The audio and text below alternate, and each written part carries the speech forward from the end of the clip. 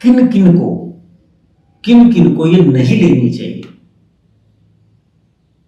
किन किन को नहीं लेनी चाहिए हरड़, ये बता देता हूं। क्या कहा?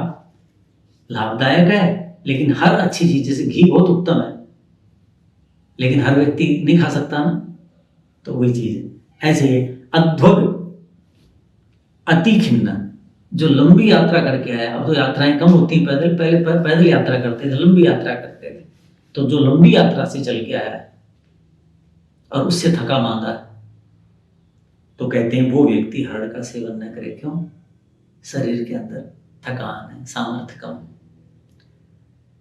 और बलवर्जित, उसी से बलवर्जित का मतलब क्या हुआ? जिसका बल कम हो गया है, जो कमजोर है, क्षीण है, किसी कारण से, घर में तनाव है, कार्यालय में तनाव है, समय से भूख नहीं लगती, खाया नहीं जाता, लोग क्या कहते हैं इनका क्या हालत हो गई जी, बच्चा है, बहुत पढ़ रहा है, शरीर क्षीण हो गया, बहुत से कारण कमजोरी के।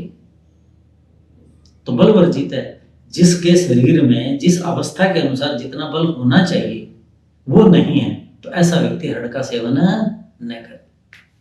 बहुत से कारण होते हैं क्षीणता के, यानी शरीर जिसका क्षीण हो गया। आगे क्या? रुक्ष स्वभाव नहीं, जो जिसके एक तो बात प्रकृति का है, उसका शरीर रुक्ष होगा। दूसरा क्या है? जिसको समय समय पर चिकनाई नहीं मिलती। समझते? उसने घी, दूध, दही, तेल आदि जो भी चीजें हम संसार में शरीर को स्नेह देती, चिकनाई स्निग्धता देती हैं, तो उसके कारण रुक्ष हो जाता है शरीर। कुछ चिंताएं, तनाव, इससे भी शरीर रुक्ष हो जाता है, बुरा हाल हो जाता है। तो कहते हैं वो व्यक्ति न ले। कृष्ण, जो कमजोर हो गया, कमजोर है, अंतर है बलवर्जित और कमजोर में। बलवर्जित का मतलब बल पहले था अब नहीं है। कृष्ण का मतलब क्या हुआ? जो कभी बलवान हुआ ही नहीं, जिसमें कभी शरीर में शक्ति आई ही नहीं। आगे बात समझ में? तो कृष्ण का मतलब हमेशा ही जो कमजोर रहता है। और लंघन कर्षित, भारत में उपवास परंपरा बहुत ज्यादा है। और चातुर्मास, भगवान विष्णु जब क्षीर सागर में चले गए, यानी देवशयन एकादशी से लेके देव उत्थान एकादशी तक, आषाढ़ शुक्ल एकादशी से कार्तिक शुक्ल एकादशी तक ये चातुर्मास है। वर्षा ऋतु पहली और दूसरी शरद ऋतु, दो ऋतुएं, इनमें उपवास ही उपवास है। क्यों?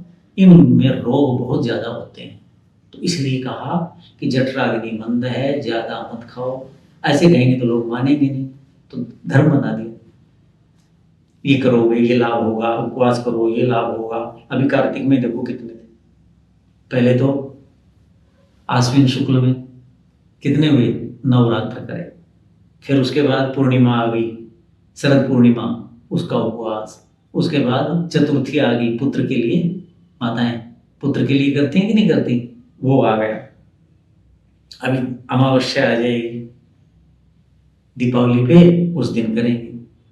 उसके बाद 3-4 उपवास और हैं। एक दिन आंवले का है, समझ गई कि तुलसी विवाह है, फिर देव उत्थान एकादशी है, फिर उसके बाद देव दीपावली है, कार्तिक पूर्णिमा है, कितने उपवास है।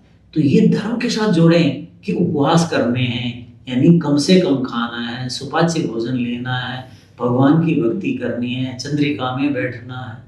ये सारी चीजें मैंने बताई शरद पूर्णिमा वाले। तो इसलिए तो इतने उपवास करते हैं तो शरीर कैसा हो जाएगा? जो मिलना चाहिए उसको मिला नहीं, रोग तो नहीं होगा, रोग से तो बच गए हम, और अच्छी बात है, लेकिन शरीर क्षीण भी तो हो जाता है उपवास से। तो ऐसा व्यक्ति हरड़ का सेवन न करे। ये मान लो सारी साल लेनी है आपने, तो जिन दिनों उपवास कर रहे हैं उन दिनों मत लो, नहीं तो लाभ की जगह हानि हो जाएगी। और क्या कहा? पित्त अधिक, ये पित्त पैदा करती, घर में है ना, तो क्या कहा? जिसके पित्त की प्रकृति का है मनुष्य, और पित्त अधिक, और जिसको पित्त ज्यादा हो गया,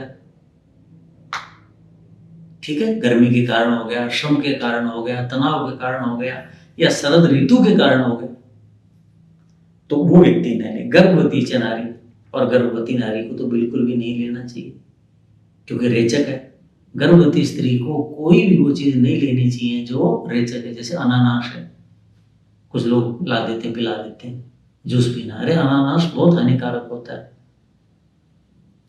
गर्भवती स्त्री के लिए। तो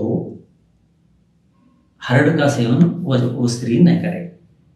विमुक्त रक्त से रक्तदान किया किसी ने, या शरद ऋतु में रक्त मोक्षण किया है, कहते हैं वो व्यक्ति अभयाम न खा देत, वो व्यक्ति अभया का सेवन न करे।